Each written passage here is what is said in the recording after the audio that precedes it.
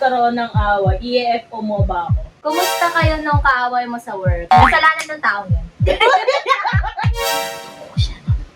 Hey guys! At nandito na naman ako sa vlog na ito.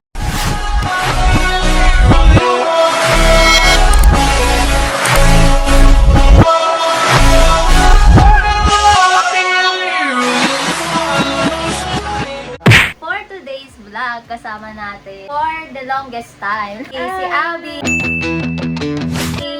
Follow nyo siya, subscribe sa kanyang channel. Ato, ang series na to ay pinamagatan kong Ang Bestie Series. Kasi mga tea ang ating pag-uusapan today. Nag-ready kami na maximum na 5 questions to each other. Di ko alam kung sino mauna sa ating dalawa. Bato-bato.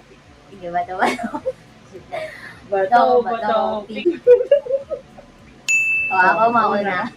So, since adulthood na nga tayong dalawa, pero huwag mo tayo itanong sa akin, wala pa ako neto. Ano yung expected first job mo? Since, di ba, ilang taon kang naging business-minded. Di ba? Bukod sa business talaga. Ano ba? Wala ko maisip kasi biglaan yung trabaho ko. Oo. Pero siguro sa fast food chain, Fast food chain. crew. Pero hindi na siya. Finance siya eh. Eh, nasa plan. Regular lang siya this year. 2 months ago. 2 months ago. Pre ng pa niya kami. Panarin na lang, in-upload ko na. Since ngayon na nga lang kami ulit nagkita, what is one of your favorite childhood memories of us? Dami. Ano kaya? Hindi, pero ang favorite ko na memory, siguro yung wala talaga tayong mala, yung sobrang makulit lang kami, yung napapagalitan. Dito ako lagi sa kanila tumatambay yung bata ko. Ayun ang pagkakaalala ko, kung tama lang. Ayun. Dito, tas minsan sa inyo. Pero ang naalala ko talaga dito sa kanila, doon sa may tapat na tindahan, or doon sa may, garahe pa kasi ata yung garahe dati. Doon yung naglalaro kami, wala kami kamali-mali, kulitan. Ewan ko kung nag-aaway kami nito dati, pero Hindi ko maalala kung meron. pero yun, yung naglalaro kami sa kanila talaga. Yung, kumusta kayo nung kaaway mo sa work? Nagkabati ba? Ano ba, nagkita? O plastikan, gano'n, di ba? Actually, hindi kasi marunong makapagplastikan sa kanila eh. As in, ayoko talaga nakikipagplastikan. So, casual kami doon. Okay naman, interactions naman kami doon. May times ka na siya pa yung lumalapit. Parang tatanong ganyan. Or may times din na nagpapwentuhan kami. Pero sobrang casual. Kasi I'm the type of person, alam nila yan, na hindi talaga ako ganun ka. Tsaka hindi ako ganun ka parang friendly sa alam mo yung parang pag pinakitaan ko na ng hindi maganda. Tapos i-friend mo pa. Ganun. Hindi, no? Yeah, so casual na lang. Yes, ang bait. What is the most important lesson you've learned in life? Ang lalim naman nun. Hindi ako prepared. Di ba? Ako rin naman, di ako best prepared. lesson sa life? Dala-dala ko ngayon sa aking buhay is be humble. Kasi dati may pagkamayabang din ako. Napakita yung parang, kunwari, pagkaaway ko isang tao, hindi naman siya kawalan. Pero matuto din tayo maging humble talaga. Kasi sa panahon ngayon, lalo na yung daming issue sa ating government, etc. Kailangan natin maging humble at saka matuto sa mga pinagdaanan natin. Kunwari, dumaan siya sa buhay natin, hindi naman natin yun dapat lang tambayan. Dapat meron din tayo natututunan. Hindi yung iyak lang tayo ng iyak, tapos kinabukasan gagawin ulit natin yung pagkakamali. Dapat magbago talaga. Be humble, tsaka matuto sa mga pinagdaanan sa atin. Number 3, bukod sa work, family, at friends. Sino ang nagpapasaya sa'yo sa puso mo? Sino? Pangalan Nagpapasaya sa akin ngayon? Mga nasa Thailand. Yun. Ayun na lang, mga nasa Thailand. Walang clue, kalaro ko sa ganito, Wala na kasi. So, tapos na. Ito ka. Kaya nga wala na. So, ang nagpapasaya na lang sa akin ngayon, yung mga GL na pinapanood. Sige. Kasi, Okay na, pwede naman yan. kung nakaraan ko pa tinanong, siguro meron Oo, may sasagot Pero ngayon, ako. Wala na. Nagtapos na. Sakit. Tinanay ko nang hindi ikwento para hindi ma-jinx. Kaso, Pero, na-jinx pa rin. Kung sino ka man, you're unlucky dahil ginost mo siya. Hindi nagpaalam naman siya. Hindi ko ginost eh. Kasi nagpaalam mo lang ghost na nagpapaalam. Parang nung nagkwento kwento na dito. Pero yun nga, Oo, nung huwag ka time nang na umiyak. yun, Number 3. number 3 pala. What is something you think is often misunderstood about you? Siguro yung pagiging tahimik ko, minsan sabi nila, Minsan sinasabi niya masungit ka din. Kasi Oo. pag nakakasalubong. oo. Di ako ma-approach guys pag wala mood. Yung nami-misunderstood nila sa akin, yung masungit, tsaka yung marami daw pera, tsaka strong person, di po ako yun. Wala po ako doon. Pero pag nakilala nyo naman ako, kaya ko naman kayong sabayan sa trip nyo. Kasi na, di ba? Mga loko-loko to eh. Kanila lang kasi lumalabas. So, sa mga lang, importante lang sa buhay ko. Pag di lumabas sa inyo, hindi ka importante. Aray ko! Boy, totoo naman eh, di ba? Lahat naman tayo ganon. So, ito na yung pang-apat nating tanong. Sa ilang taon nating pagkakaibigan, ano yung best memory na naalala mo? Kahit Best memory? Oo. Like, kunwari, lalabas kaming dalawa, tapos sobrang random lang. Pero minsan lang kami mag-bonding pero nasusulit talaga Oo. namin. Yun yung parang hindi kami pagod, hindi namin pinilit. Basta sabi lang namin, G, tara, ganon. Yes. Like, yung pinakauna talaga nung, di ba, sobrang tagal na mag-best friend. Yung first date natin, yung kainan sa labas, sa McDo, Yun yung... natalo siya. Ano ba yun? Nakalimutan Ayun ko yung na. natalo ko sa Ay, so sinabay na natin siya doon. Kasi sobrang... May kasama kami, no? May kasama rin kami. That's suspicious. Ay, nako talaga. Ay, sa'yo. Yung mga sinasama talaga sa mga date na kaibigan eh. Sa totoo lang, naiiyak ako sa kanya kasi sobrang nagkikita lang kami kunwari pag may occasion sa kanila. Kasi punta ka ganyan, pero hindi yung, Yung naka-random yung ligo ko. Alay, sabi niya, akala niya lang, Kainan parang, lang. kainan lang. Tapos nakita ko, naka-t-shirt epic pa. hindi pink yun. Ay, hindi ba?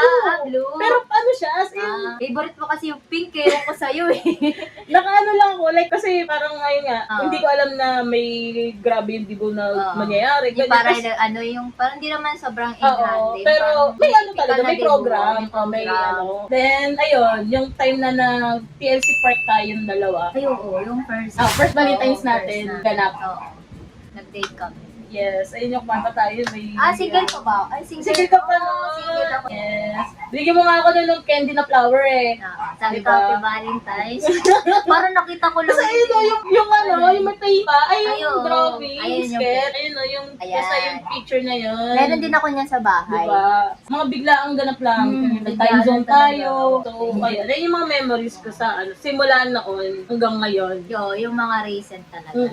Tsaka yung Paris. Yung Paris. Paris, Nay. Oo. Doon sa ususan. Yun yung lagi ko kinukwento eh. Pag para sabi ko, ay, sarap ng Paris doon. Diba? Tas, Akala namin yung Paris, yung typical na Paris. tas ang laki ng bowl. Laki ng bowl, tapos baka talaga yung laman niya. Puro laman. Tsaka ito yung pinaka-memory. Gusto niyo mamarinig.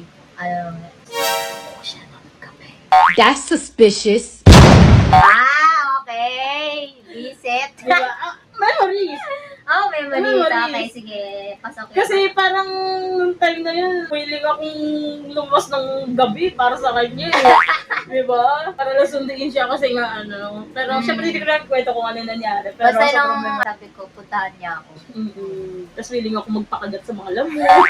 May times bang nainis ka na sa akin or nagtampo? Yes or no lang yun Yes! Yes, meron. Siyempre, sa pagkakaibigan namin, meron talaga. Hindi naman, normal naman yun sa magkakaibigan, di ba? Parang, hindi naman sa malalang tampo. Hindi ko na alam kung ano yun. Basta siguro, Pero recent lang. hindi ko alam kung may reason. Wala namang inis, pero siguro Tampo tampo lang, ganun. Yan. Ano ba yan? Siguro kasi busy siyang tao. Tapos, ang dami kong nakikita sa story or basta update sa buhay niya na hindi ako kasama. Pero okay yun, kasi ako rin naman. Nagbawian siya. Nagbawi ako. Parang na-realize ko, ay, tampo na ako. Pero hindi naman malalim. Kasi naiintindihan ko yun. Kasi ako, ganun din naman ako as a person. Kasi kung sino na yung nakapaligid sa akin or yung lumalapit, sila na yung naging kasama ko. Parang hindi ako nag-reach out. Sabi ko, ay, nagtampo ako kasi di rin naman ako nag-reach out sa kanya. Nagtampo lang naman ako sa kanya no recently, 1 or 2 years ago. Dahil nga, may involved na tao. Kasalanan ng tao yun. Joke lang, hindi. Pero yun, kasalanan. Sinisi talaga siya. Kaya ito pag-uusapan namin yun. Hindi na. Tampula ako ng slide, pero naintindihan ko naman. Mag-intindihan tayo para tumagal yung friendship natin. Sa lahat na naging kaibigan ko kasi, sa kanya, wala talaga kaming naging away. Pa. Mama, wala meron. Number 5 ko na question. Nakabahan ako. Kung magpapalit tayo ng katawan sa isang araw, ano una mong gagawin as ako? Gusto kong ma-experience yung mga ginagawa niya, lalo nung nag-aaral siya. Pabalik ka sa past, Oo. tapos gigising ka doon. Kasi nakikita ko yung stories niya, lalo na nasa school siya, ganun siya, nag-ano sila sa... Nagkakalimot Kasi di ba, engineering kasi siya. Engineering yung course ko, guys. So, parang curious ako kung anong Mga ginagawa? Oo. Gusto ko ma-experience yung mga gala-gala. I mean, gala niya na may purpose. Okay. Diba? Tsaka gusto ko rin kahit alam ko yung ibang fame niya, pero parang gusto kong ma-fan niya na handle. Yung mga ang ganda, ang dami naman gusto mo. Parang hindi isang araw yun siya. Parang Mga ano siguro? mga 1 month. Ano ba, pag isang araw, nagising ako si Abby ako. Siguro sa work mo ngayon, ano yung ginagawa mo? I mean, alam ko naman, pero parang ano yung struggles or paano mo siya i-handle din, yung trabaho. Kasi walang work. Gusto ko maranasan yung work niya para naman ma-inspire ako. Last but not the least na question natin for today. Pag ba tayo nagkaroon ng away, EFO mo ba ako? Para sa akin hindi. Ay, hindi. Depende sa ano pinag-awayan. Kasi madami na akong friend na NFO eh. I mean, hindi ako proud. Hindi ako proud na marami ako NFO. Yun lang kasi yung para karoon ng peace of mind yung isa't isa. Kunwari yung isang sitwasyon, mabigat siya for us na ipagpatuloy yung friendship namin. Siguro FO ko siya. Kahit na magdadalawang dekada na tayo. Oo, kasi Aray ko. kung sobrang lala nung pinag-awayan natin to the point na papatawarin mo ako, papatawarin kita. Tapos parang makaka-apekto na yun sa kung anong Samahan. oo, samahan natin. Pero kung kaya naman talaga i-survive, hindi kita i-FO. Kaya kasi wala pa talaga tayo pinag-aawayan. Actually, ilang Kasi beses, ayaw din namin ng away. ilang beses natin pinag-usapan yun, di ba? Na wala pa tayo nagiging away talaga. Hindi kasi kami ang inaaway. Hindi kami nang away. Diba? Mapagpatawad naman kami. So ito, for our last question. Sa kanyang bonus question! Ano yung parang thankful ka na sa friendship natin? Pati sa ibang tao nakakwento ko or minsan nakakwento ko, oy, ito si Abby, ganyan.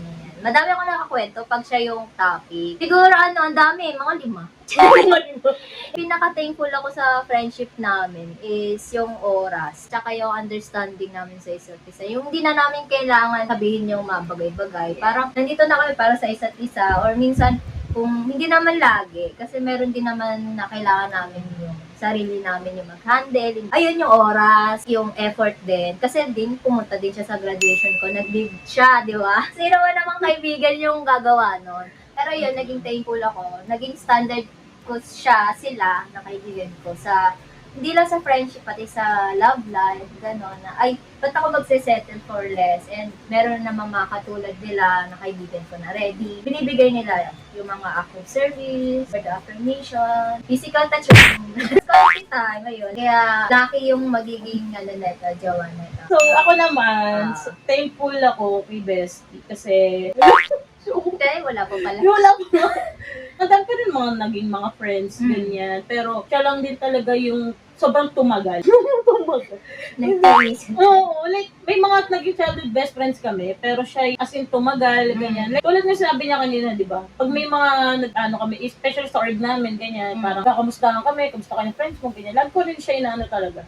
Sinasabi doon na, ayun, thankful ako kasi may best friend ako na nakakasama. Ayun, sobrang thankful ako sa kanya kasi sa lahat ng times na parang down ako, ganyan, nandyan siya.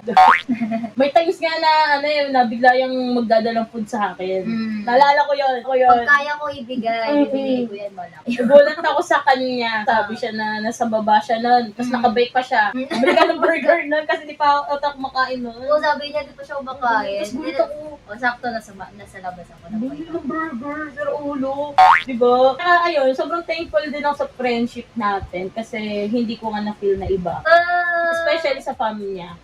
Ganyan. Tsaka, ang dami kong mga naging friends, pero hindi ako talaga yung gano'n na in-invite na parang maging part ng, ano. Yung tita ko nga in-invite siya sa diba? Oo, kumain lang kami sa Saudi. Nagulat ako, in-invite bait. Tapos ayun nga, yun sa graduation niya, sobrang natuwa ako kasi parang sobrang special event nun eh. Like parang ang dami niya naman pwedeng invite, ganyan, pero ako yung naisip niya.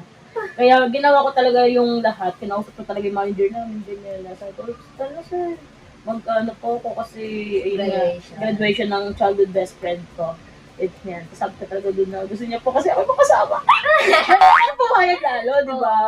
Nung time na nung wala pa silang jowa, parang ako yung jowa nila. So, sobrang nakaka-proud na ngayong masaya na sila. At least naging part ako ng kasayahan nila. Kaya siya diba? So, ayun. Ayun Siya yung nakasama ko nung Lahat. ups and downs ng aking college. So, dito na nga nagtatapos yung aming Q&A. Meron pa kaming next na gagawin. Yeah. Tara! Grabe talaga yung pagiging mabait niya, no? Kaya di ko na alam.